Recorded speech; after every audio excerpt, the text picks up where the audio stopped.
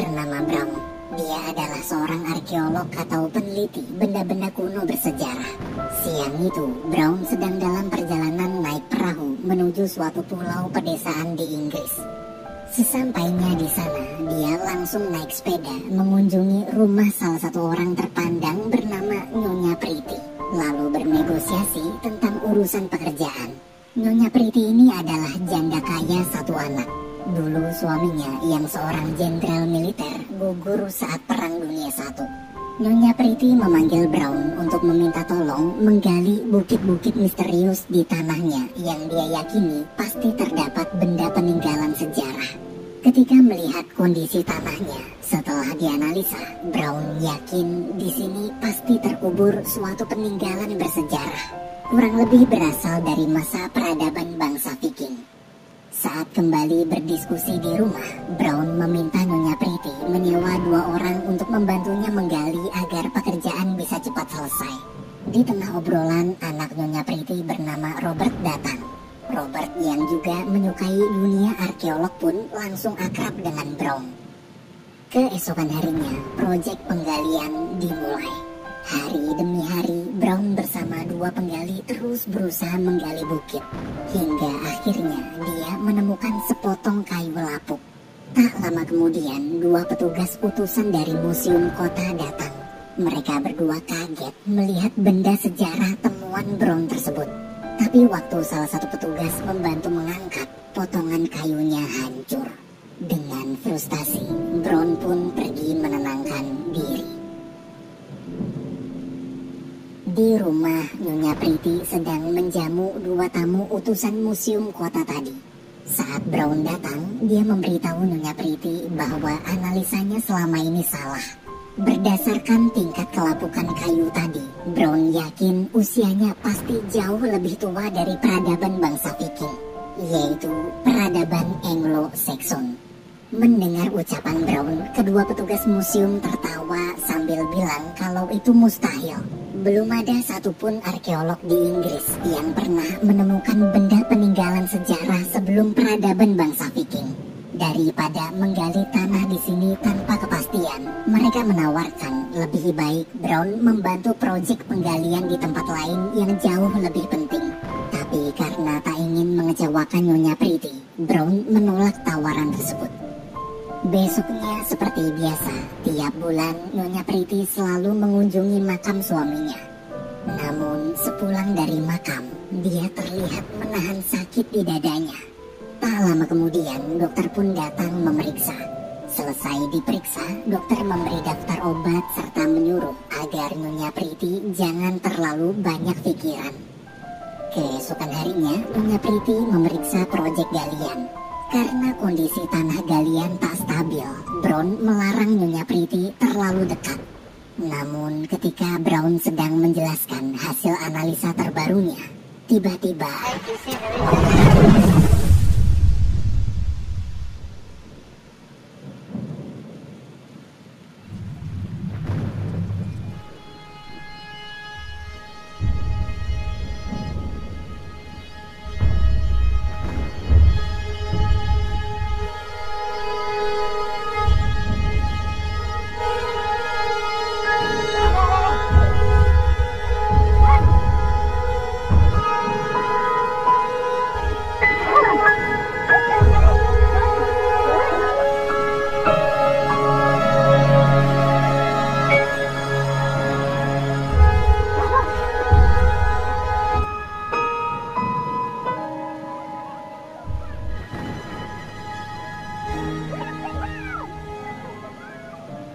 alhamdulillahnya Brown selamat.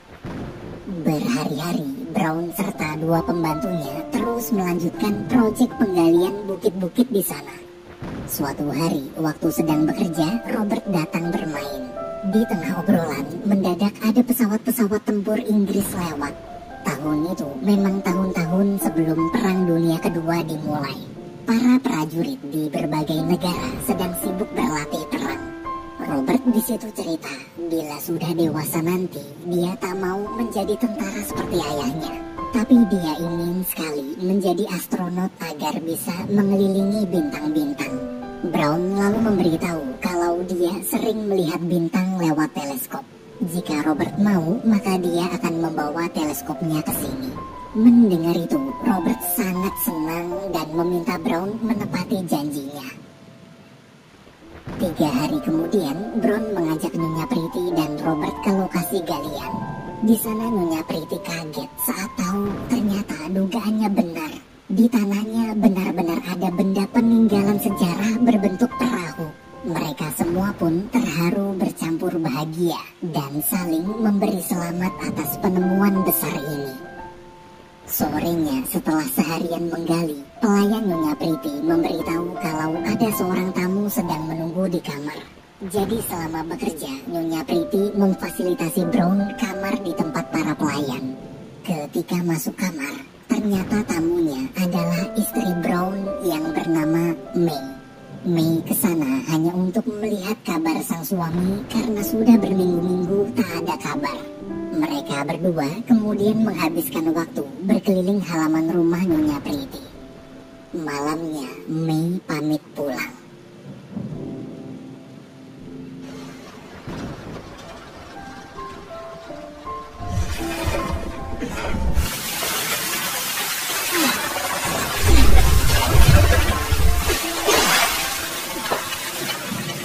Di tengah derasnya hujan, Brown hampir terpeleset. Beruntung sepupu Nyonya Pretty yang bernama Rory datang tepat waktu. Selesai menutup perahu, sambil berteduh, Rory memperkenalkan diri dan menjelaskan kalau dia kesini karena diminta Nyonya Pretty membantu proyek penggalian ini untuk mengambil foto-foto dokumentasi. Paginya terlihat Nyonya Pretty sedang pergi ke rumah sakit kota London. Setelah menjalani pemeriksaan, dokter menjelaskan bahwa penyakit jantung Nyonya Pretty semakin memburuk. Ternyata selama ini Nyonya Pretty menderita penyakit jantung kronis. Dokter bahkan memvonis umurnya tak akan lama lagi. Siangnya di tempat penggalian, petugas Museum Nasional datang. Melihat perahu temuan Brown, semua orang kagum. Dengan songong, seorang arkeolog perwakilan Museum Nasional yang bernama Philip bilang kalau tugas Brown telah selesai. Atas nama negara, mulai sekarang dia akan mengambil alih proyek penggalian ini. Melihat kesongongan itu, Brown cuma bisa istighfar. Waktu ingin konfirmasi ke Nyonya Pretty, pelayan rumah melarangnya masuk karena Nyonya Pretty sedang tak bisa diganggu. Bukannya pergi, Brown malah masuk lewat pintu samping. Saat bertemu, Brown bertanya apa yang para petugas itu katakan sampai Nyonya Pretty yang tadinya ingin menyelesaikan sendiri proyek ini, tapi tiba-tiba jadi diserahkan ke negara. Namun akibat kondisinya masih lemah, Nyonya Pretty menyuruh pelayan membawa Brown keluar. Keesokan harinya, karena kini Philiplah ketua proyek, dia berkata jika masih mau kerja, Brown bisa membantu menggali tapi tanpa boleh menyentuh perahunya lagi. Brown yang tak terima pun lebih memilih berhenti. Di jalan pulang, dia bertemu Robert. Saat Robert bertanya mau kemana, dengan sedih, Brown menjawab dia mau pulang dan tak akan kembali ke sini lagi. Robert lalu buru-buru mengambil sepeda, kemudian mengejarnya.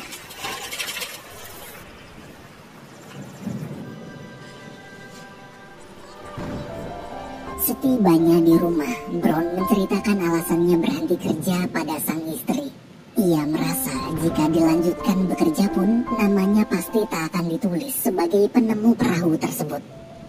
Waktu Brown sedang keluar menenangkan diri, May menghampirinya dan mengatakan hal yang dulu selalu Brown katakan, yaitu seorang arkeolog tak mengabdi agar namanya dikenal banyak orang, tapi agar orang-orang di masa depan nanti bisa mengenal dan mempelajari bagaimana kehidupan nenek moyang mereka.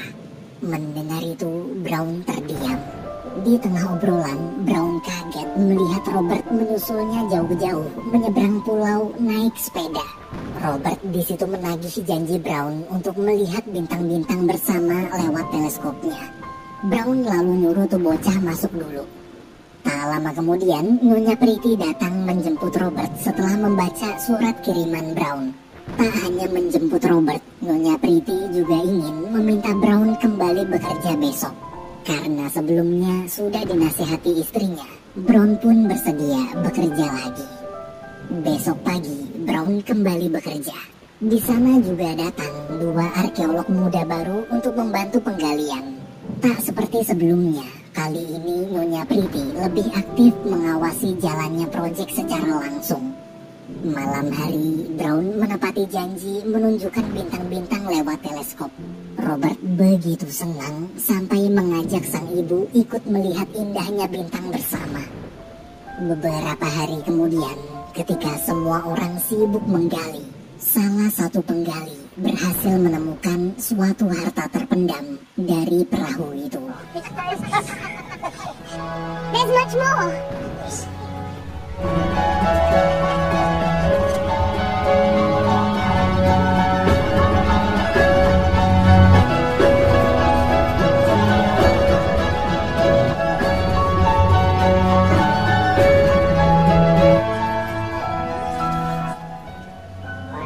Analisa Brown tepat.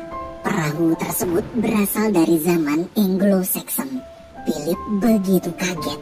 Dia baru tahu ternyata di zaman kegelapan sudah ada kebudayaan, bahkan sudah ada uang untuk jual beli. Philip yakin penemuan ini pasti akan membuat perubahan besar tentang cara pandang umat manusia zaman sekarang pada sejarah masa lampau. Setelah seharian lamanya mengumpulkan harta-harta sejarah, Philip menyuruh para penggali memasukkannya ke dalam mobil untuk dibawa ke museum. Namun Nyonya Pretty menolak karena seluruh benda tersebut ditemukan di tanahnya. Jadi sebelum ada keputusan resmi dari pengadilan, Philip hanya sebatas kepala proyek dan Brown masih dianggap sebagai penemu perahu. Nyonya Pretty lah yang berhak memutuskan di mana benda-benda bersejarah itu akan disimpan. Nyonya Pretty lalu menyuruh Brown membawa semua harta temuan ke rumahnya.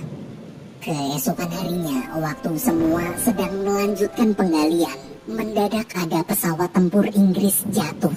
Rory pun bergegas menolong.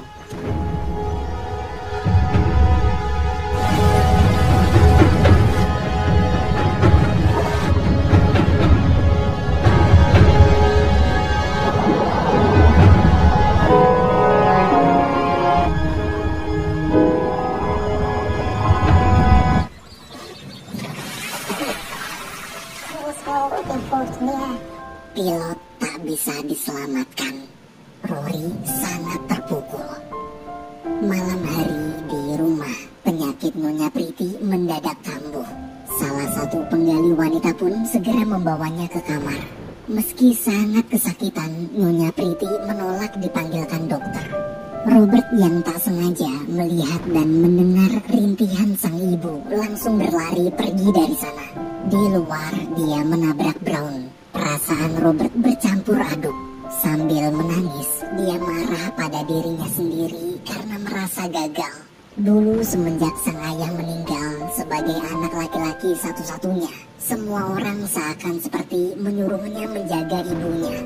Robert kemudian cerita tentang penyakit jantung sang ibu yang beberapa hari lalu tak sengaja dia dengar waktu dokter memeriksa ke rumah. Dan dia juga tahu usia ibunya sudah tak akan lama lagi. Brown di situ kaget. Meski ingin sekali membantu, tapi dia tak bisa berbuat apa-apa. Dia hanya orang asing yang tak boleh ikut campur masalah keluarga orang lain. Brown hanya bisa menenangkan kemudian menyuruh Robert kembali tidur. Di bar saat Philip bersama para penggali sedang menikmati malam, musik di radio bar berganti menjadi sebuah berita duka. Dalam berita itu disebutkan bahwa kini Jerman baru saja membombardir Polandia. Pagi harinya Rory pamit ke Nyonya Pretty. Waktu Nyonya Pretty bertanya mau kemana, Rory menjawab kalau dia terpilih untuk ikut wajib militer membela negara ke medan perang. Mendengar itu, Nyonya Pretty shock. Dia meminta Rory berjanji agar pulang dengan selamat, karena mungkin nanti hanya tinggal Rory lah satu-satunya keluarga yang Robert miliki bila Nyonya Pretty sudah meninggalkan dunia ini. Besoknya, dari hasil keputusan persidangan, hakim menyatakan bahwa fosil perahu sepenuhnya adalah hak milik Nyonya Pretty. Di mobil, bukannya gembira, Nyonya Pretty justru menangis. Ia menangisi usianya yang sudah tinggal sebentar lagi. Nyonya Pretty lalu bertanya pada Brown, kira-kira apa kepercayaan orang-orang dari bangsa Anglo-Saxon dulu, dan kemanakah arwah mereka pergi jika meninggal? Brown menjawab, bangsa Anglo-Saxon adalah bangsa yang selalu berlayar dari ujung bumi mengarungi samudera seumur hidup mereka. Jadi mungkin kepercayaannya adalah mereka ingin berlayar sampai ke bintang-bintang.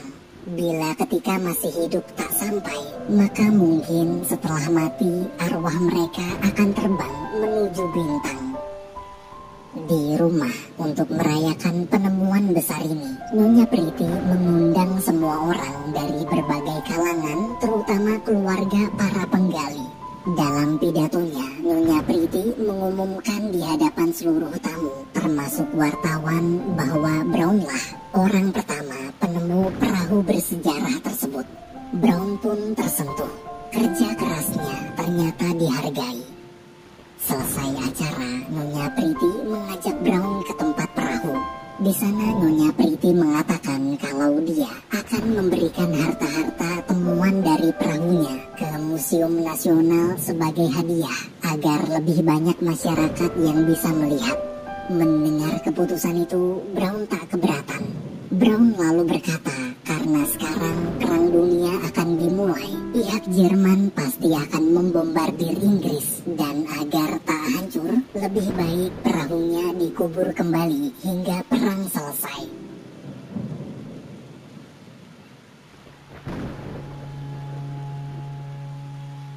Malamnya sebelum dikubur, Robert mengajak sang ibu ke perahu untuk berimajinasi bersama. Robert menjadi nahkoda kapal yang akan mengantarkan ratunya berlayar menuju bintang-bintang.